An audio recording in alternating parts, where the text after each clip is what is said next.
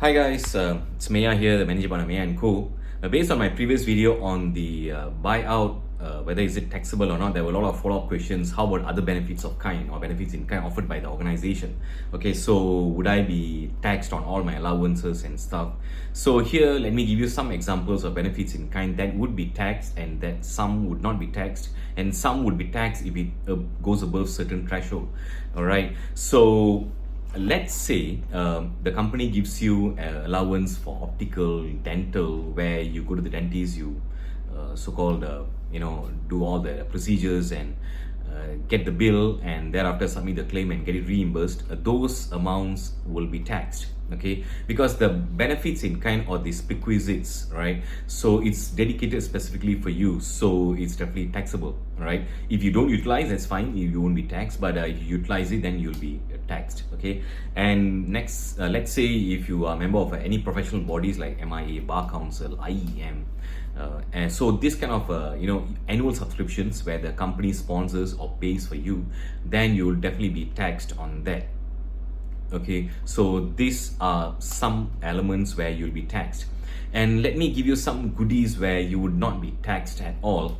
Let's say your company gives you a dedicated parking space or an open parking space. Okay, it's whether the company pays on behalf of you or you pay for it and you get it reimbursed. You would not be taxed on that. Okay, so that's a benefit. If your organization is giving you that, that'll be fantastic. And let's say you are given a meal allowance. Okay, this is to encourage people to come to office on daily basis and stuff. Okay, even one of my previous organization, they gave meal allowance should I come to office. Okay, so this kind of meal allowances would not be taxed. Okay, that is something good. And apart from that, let's say your company gives you a mobile phone, okay, and pays for you the bill. Obviously, when you resign or leave the organization, you must hand over or surrender back the phone. Okay, that is a separate HR policy. But nevertheless, your phone bills for that particular mobile phone that a company is offering, whatever they pay, it would not be taxed. Okay, so that is something good, I would say, as part of benefit of kind or benefit in kind. Okay, and there are some expenses or benefits in kind which should be taxed only when it exceeds certain threshold. So example, let's say your company gives you a housing loan or a car loan or education loan, which is interest free. Okay, a lot of companies do that, okay, as part of the employee retention program. So obviously, as an employee, you would be happy, okay, and of course, as an organization, they pay on your behalf, and obviously, some companies they will bond you for certain year and stuff. Okay, so what happened here is the interest. Obviously, you don't pay the interest because it's interest free, but on accounting theory, there is an interest there. Okay, and usually what the companies will do, they will get the loan from another financing company or financial institution, and they will give you that loan. So in the sense of they actually pay the loan for you. Okay, in the sense of you pay only the principal, but the interest they pay. Right. So the public ruling says, as long the total loan amount is less than 300,000, the entire loan amount. Okay, so you may ask me, how can I buy a house for 300k? Okay, yeah, as I say, it's not necessary to be a house. It can be a car loan or education and stuff. Okay, but the loan amount is 300k. Okay, so as long as the loan amount is within 300,000, whatever interest that the company bears, okay, you would not be taxed. But let's say you are quite a special officer, you get to have a loan more than 300k, the total loan. What will happen here is the loan interest amount, okay, although you will not be paying because it's interest free, but whatever interest based on the fair value, okay, you would be taxed on that. So this part, if you are receiving such kind of loan, it's very special, very rare company offers a loan above 300k.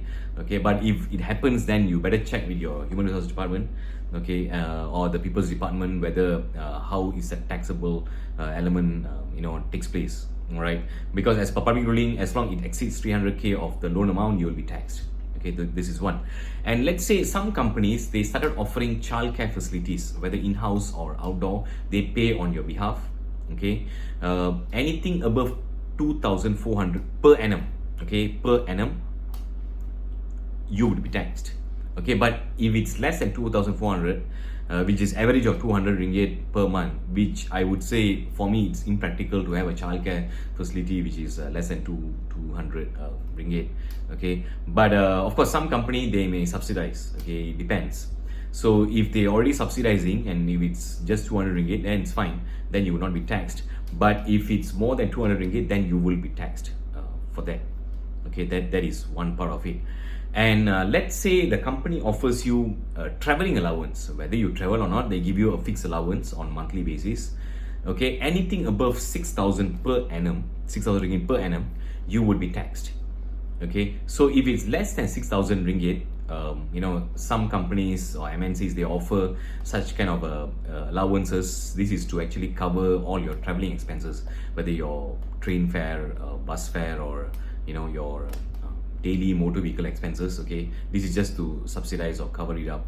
So anything less than 6,000 means basically it's around 500 ringgit a month. Okay, so if it's less than that, it should be fine, so you don't be taxed on that.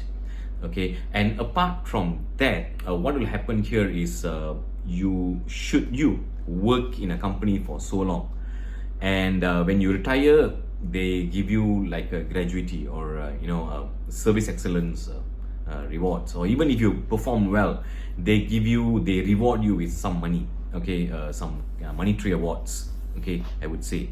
So these monetary awards, should it be within 2,000 ringgit, okay, do take note, 2,000 ringgit, then you will not be taxed. You're fine. Okay, but if it's above 2,000 ringgit, it's also considered as one-time pay or one-time salary or one-time allowance, something like that.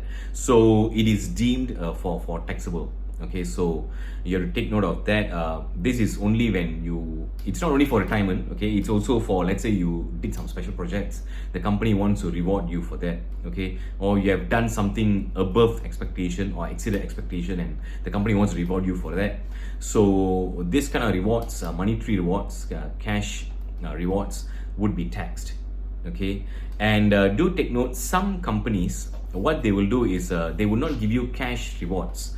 They will give you points, loyalty, some kind of loyalty points. Okay, some MNCs, they practice that, loyalty points, where these loyalty points, you can convert it not to cash, but something immaterial like Aeon voucher, or a touch and go card. Okay, or you can purchase something from certain supermarkets or certain retail stores and stuff. So when you buy that, indirectly you are exchanging for goods. If you don't utilize the points, that's fine. Okay, you will not be taxed. But once you utilize the points, you exercise the points, okay, which is your rewards, then you would be taxed for that. Okay, so do take note. As I said, not all benefits of kind or benefits in kind would be taxed or is subject to tax. It's just certain elements you have the cap. So do take note of that. If you need further clarification, just put down in the comments. I can respond to you, or you can always reach out to me. Alright, so with that, have a great day. I shall see you in my next video. Take care.